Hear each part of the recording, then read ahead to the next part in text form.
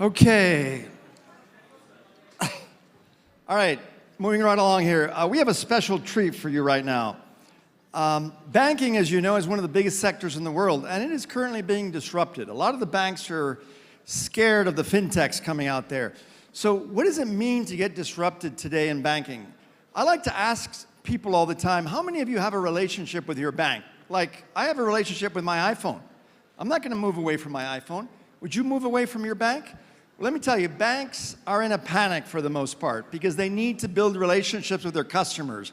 The Amazon way, which is not about customer satisfaction, it's about being obsessed with your customers. Well, let me tell you, our next guest, Ezequiel Zafir, is not only the CEO of Open Bank in Santander, but he is also ex-Amazon, ex-McKinsey, and you name it. If there's anybody that is really disrupting retail banking in this country and in the world, it's Ezequiel. Ladies and gentlemen, join me in welcoming Ezequiel Zafir.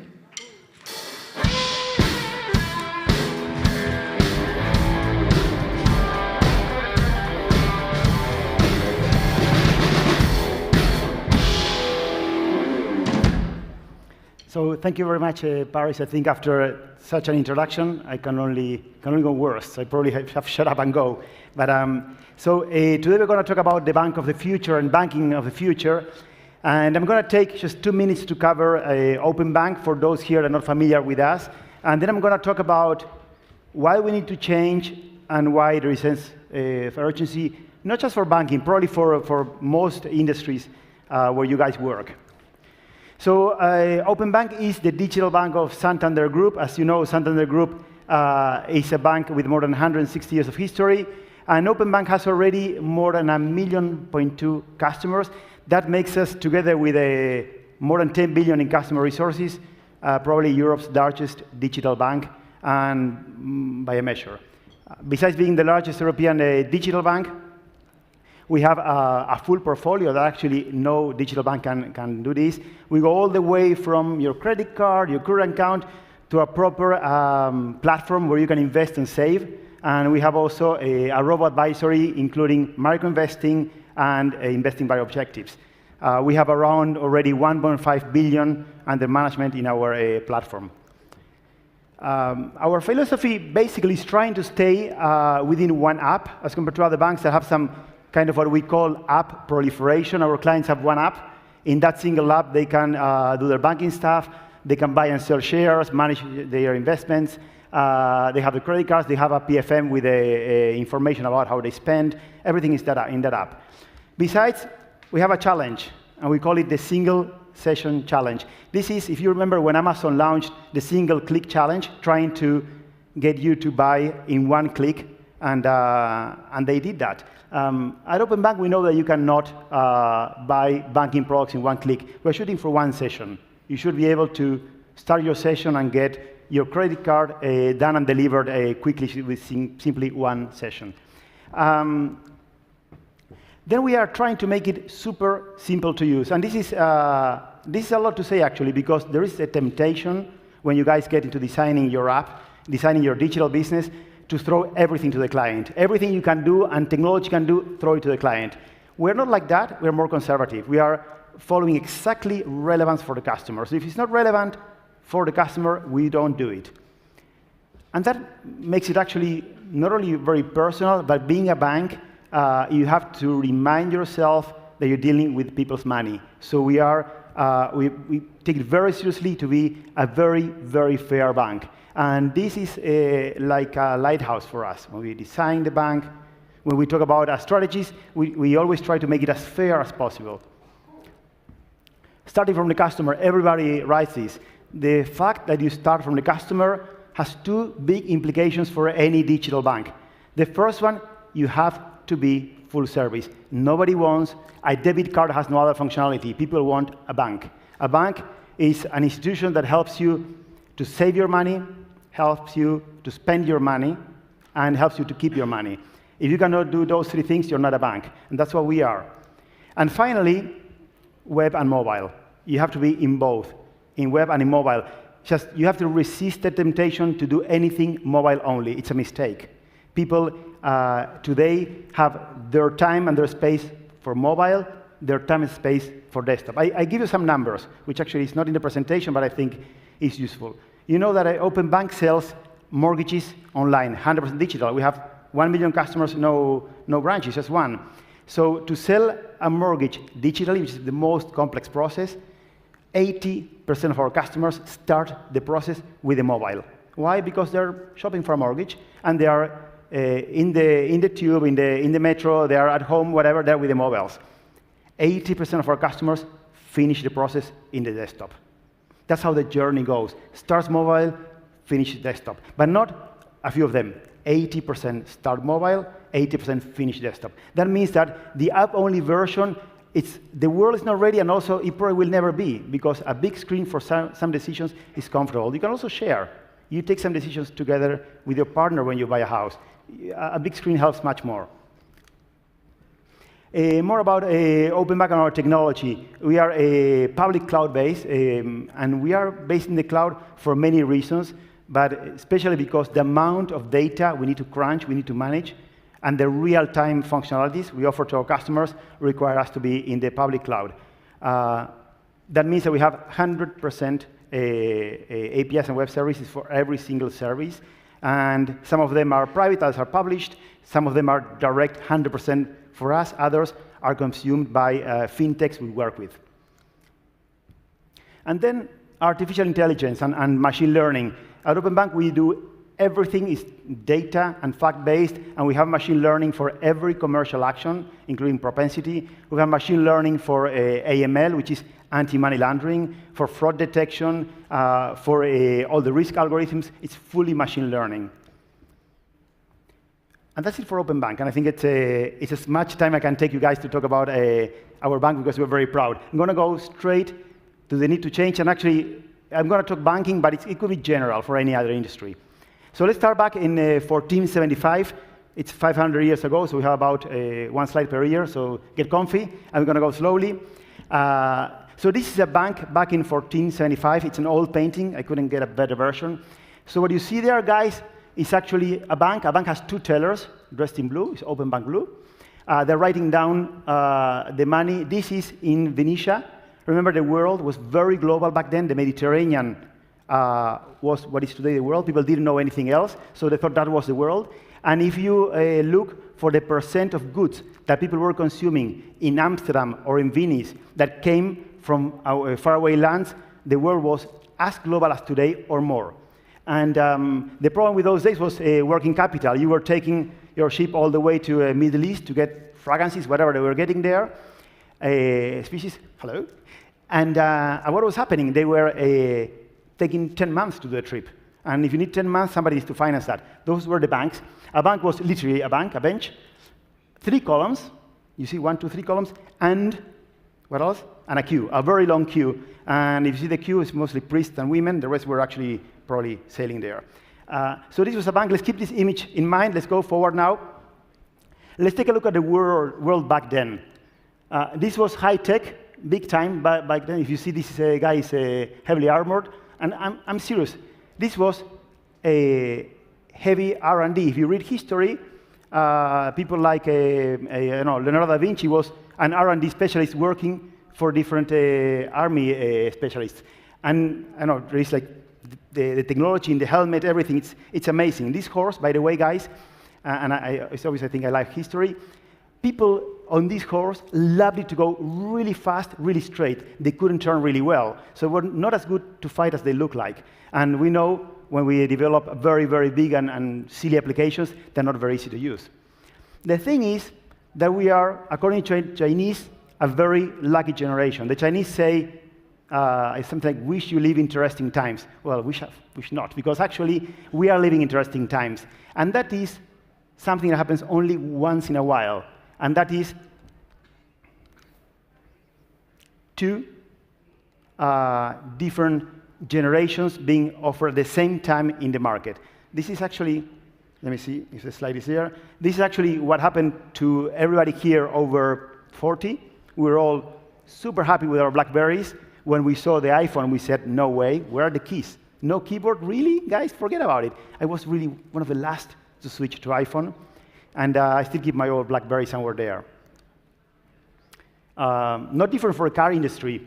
Tesla is struggling, but anybody who has been around seeing startups struggle, never have fun when a startup is struggling. They struggle as part of the learning, so you better just be careful before criticizing startups. And Tesla is one of them.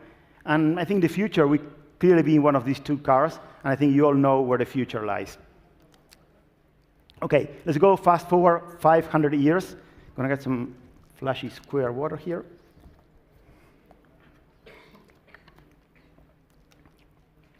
So we are living incredible times. We are living in times where the most poor country in the world, North Korea, has nuclear power and has a intercontinental missile power. So that's how technology became available for nearly everybody. Banks changed a lot. A teller, 3 columns, and a long queue. That's how far we've been in 500 years in banking. And I say this because I'm a newcomer to banking, so I feel I can still criticize. But actually, it's not totally fair. Banking industry has been evolving and innovating steadily for many decades. This actually shows here innovations that you guys are enjoying today that were all introduced by the banking industry. It goes from credit cards to ATMs and others. The funny thing is that it's clear that there is innovation, but there is innovation at a constant, very slow pace. Contactless payments that you have in all your cards here in Spain, that was 21 years ago. And exactly 20 years later, 2017, Spain issued every single card with contactless. So from launch to full deployment, the industry took 20 years. So we can say we do innovate and a lot, but we have our timing. Why is that? It's very simple. Innovation is what you put in is what you get out. If a pharmaceutical company is not investing in new medicines, there will be no new medicines coming out. So this is a graph that shows the investment in innovation that the industry is doing globally. It's in billion euros, pretty constant, year after year. And in colors, you see, you will not read from there, but colors are the different areas have been investing in. This is how it feels to manage when you're in an industry that moves that slow. It feels great. It's like paradise, because things go so slow that the time you spend in a job to learn and grow and get promoted, it's faster than things changing. So you don't need to learn a lot or change. The problem is that there's a new reality that we all are living, and that's why actually South Summit is so successful. And the new reality, it's about an ever-increasing investing of the banking industry in innovation. So from flat to a real hockey stick. So if you guys think really that all these, this 23 billion euros invested in innovation, just innovation in Europe, if you guys think that that nothing will change, that the banking industry is pouring 10 times the money it did before in innovation and nothing will change, you're wrong. It's going to change. For example, today we have more devices with connections than human beings in the world, 8 billion. Actually, 4 billion of those are smart devices. So it's like nearly everybody in the world has a smart device, because if you take out really old people and babies, it's like everybody has at least one. And 55% of these connections are getting all of us together and interconnecting us. It's a revolution. So imagine going to a great beach like this, being there with your family, and somebody tells you, you have to pack and go. I say, why have to pack and go? Because there is a tsunami coming. And the bad news of a tsunami, guys, that it looks exactly like this an hour before. And if you pay 5,000 euros the week per family member, whatever, you're not going to pack. You're going to stay there. Like, the automotive industry is today building and making more money on diesel engines than never before. But they know that all our children and everybody here below 40 is going to be driving electric cars. So how do we do that? So if you are enjoying this view, you need to pack and go. Because the real bad news of a tsunami is that everybody who said, I don't believe it, and waited to see it, couldn't tell the story. So you don't want to wait. You have to be a believer and understand that something is really happening and changing. So let's move forward from a tsunami and try to understand what happened that this time is for real. I was a senior in the past. I was working in a digital company back in 1998, and I lived the bubble. I lived paying crazy multiples.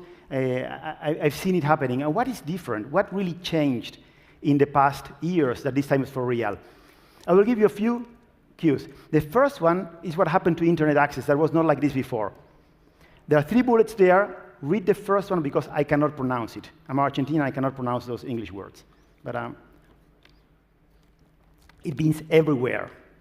That is easier to put ubiquitous. It's universal, and it's broadband. I see a lot of young faces here around, but for people my age, we had modems, 128K with that famous noise, and just to get one email download, waiting for what, 10, 20 minutes, to get a bloody communication.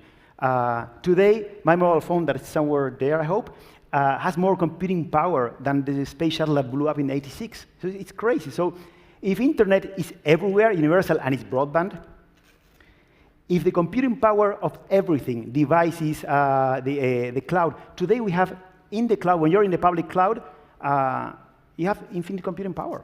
So your customers can go crazy and buy a product, boom, elastic. You have it all. We can compute more than ever before. If you look at algorithms for machine learning guys, they're the same algorithms were there in the 50s and 60s. Nothing new. Nobody had the power computing to do the famous force brute that you need today to run algorithms. So we're not discovering anything. It's just everything was there ready to explode, and the explosion came with internet access, with computing power, and with an increased amount of storage capacity everywhere at a convenient cost.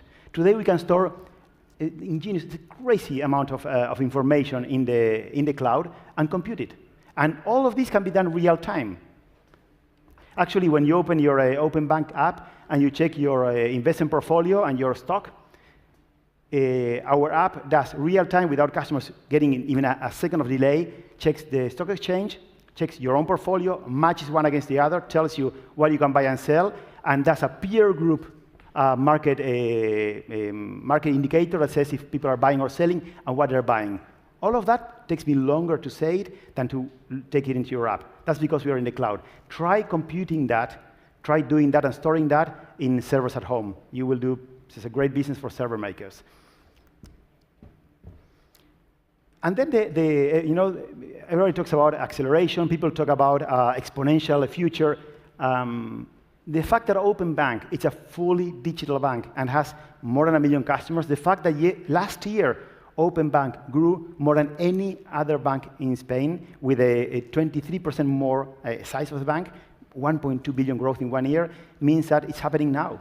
It's not we cannot be geniuses. It's happening now. The digital revolution is there.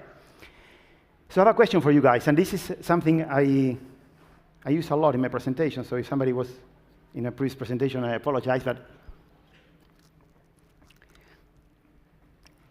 I'm obsessed with the story of Titanic. I discovered this story when the film was first shown, and that shows my age. I'm 47, and I was already old when that film came out. So when the film came out, I went to Wikipedia to see if actually the film was true or was all fabricated. And I discovered something I couldn't believe, and it's the role that lead times play in our lives. So what I mean by lead time, there were 3 lead times for Titanic. There are lead times for all our businesses, anybody working in an incumbent business here. The first lead time is the time to acknowledge. And you know, guys, that human beings are great at denial. I'm actually the first in denial. And if you deny, you don't take action. So what happened here is that a lot of ships in the area were telling the Titanic, you are heading to an iceberg. One was so obsessed, sending the Morse code, you're heading for an iceberg, that there is the record of Titanic responding, fuck off, actually, you're jamming my signal. Of course, the guy stopped giving, that's what happens when you get feedback that is not nice to you, and you treat feedback like that, nobody will tell you anything ever again. They kept going. This was 19 miles, 45 minutes in denial. Then, when they were only 500 meters from the iceberg, the captain sent a message to a guy called Philip and told Philip, you're my lookout. Have a look. The guy went to where actually, I think it was Leonardo DiCaprio was, moved Leonardo DiCaprio, looked and said, God, there's an iceberg there. When he saw the iceberg, there were actually 37 seconds before collision. And then there is the time to impact, not impact to the iceberg, to react, to do something. And when you have a thing under your control that is the size of Titanic, and you want to reverse whatever, my friend, is 6 kilometers. 6 kilometers means when you see something, you hit something. So you better react earlier. So my recommendation for everybody is, guys, go for structural things. Avoid, cheating in solitaire and illusions. It will take you nowhere. In my computer, it moves. Well, it looks like it moves. It does not move, actually. It's what it is. And then, just as a closing remark, I hope after this presentation you realize you need to get moving and fast. And with that, I finish. And with our great logo, I finish our presentation. Thank you very much.